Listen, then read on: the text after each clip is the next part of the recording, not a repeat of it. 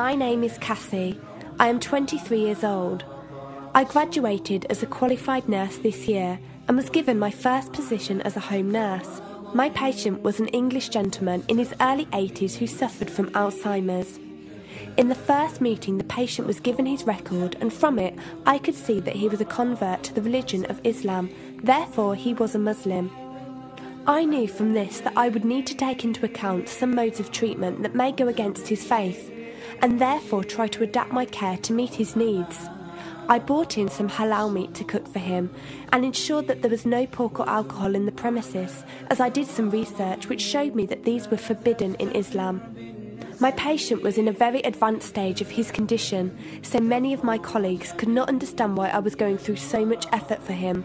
But I understood that a person who commits to a faith deserves that commitment to be respected, even if they are not in a position to understand. Anyway, after a few weeks with my patient, I began to notice some patterns of movement. At first, I thought it was some copied motions he'd seen someone doing, but I saw him repeat the movement at particular times: morning, afternoon, evening. The movements were to raise his hands, bow, and then put his head to the ground. I could not understand it. He was also repeating sentences in another language. I couldn't figure out what language it was, as his speech was slurred, but I know the same verses were repeated daily. Also, there was something strange. He didn't allow me to feed him with my left hand. Somehow I knew this linked to his religion, but didn't know how. One of my colleagues told me about Paltalk as a place for debates and discussions. As I did not know any Muslims except for my patient, I thought it would be good to speak to someone live and ask questions. I went on the Islam section and entered the room True Message. Here I asked questions regarding the repeated movements and was told that these were the actions of prayer.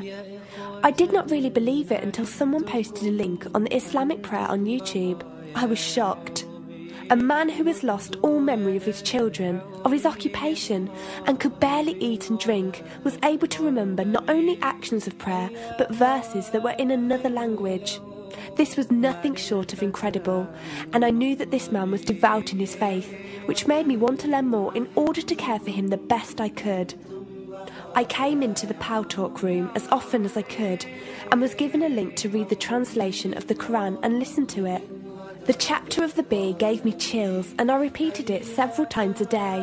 I saved a recording of the Quran on my iPod and gave it to my patient to listen to. He was smiling and crying, and in reading the translation I could see why. I applied what I gained from Paltalk to care for my patient, but gradually found myself coming to the room to find answers for myself. I never really took the time to look at my life. I never knew my father. My mother died when I was 3. Me and my brother were raised by our grandparents who died 4 years ago, so now it's just the two of us. But despite all this loss, I always thought I was happy, content. It was only after spending time with my patient that I felt like I was missing something. I was missing that sense of peace and tranquility my patient, even through suffering, felt.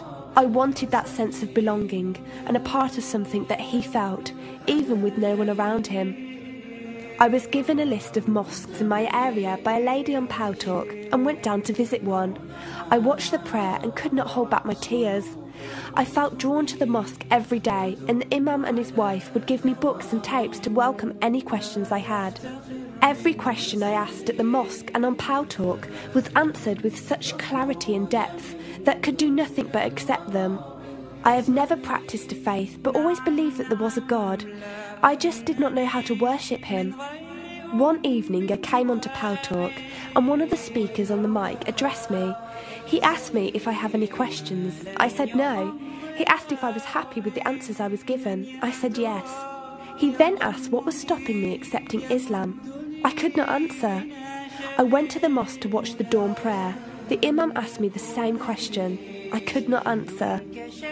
I then went to tend to my patient. I was feeding him, and as I looked into his eyes, I just realised he was brought to me for a reason, and the only thing stopping me from accepting was fear. Not fear in the sense of something bad, but fear of accepting something good and thinking that I was not worthy like this man.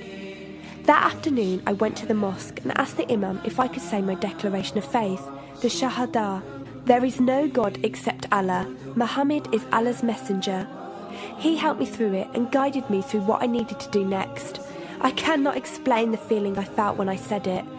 It was like someone woke me up from sleep and sees everything more clearly. The feeling was overwhelming joy, clarity, and most of all, peace. The first person I told was not my brother, but my patient. I went to him, and before I even opened my mouth, he cried and smiled at me. I broke down in front of him. I owed him so much. I came home and logged onto Paltalk and repeated the Shahada for the room. They all helped me so much, and even though I had never seen a single one of them, they felt closer to me than my own brother.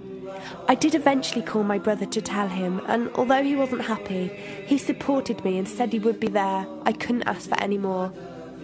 After my first week as a Muslim, my patient passed away in his sleep while I was caring for him. Inna lillahi wa inna ilayhi raji'un. He died a peaceful death, and I was the only person with him. He was like the father I never had, and he was my doorway to Islam. From the day of my Shahada to this very day, and for every day for as long as I live, I will pray that Allah shows mercy on him and grant him every good deed I perform in the tenfold. I loved him for the sake of Allah, and I pray each night to become an atom's weight of the Muslim he was. Islam is a religion with an open door. It is there for those who want to enter it. Verily, Allah is the most merciful, most kind.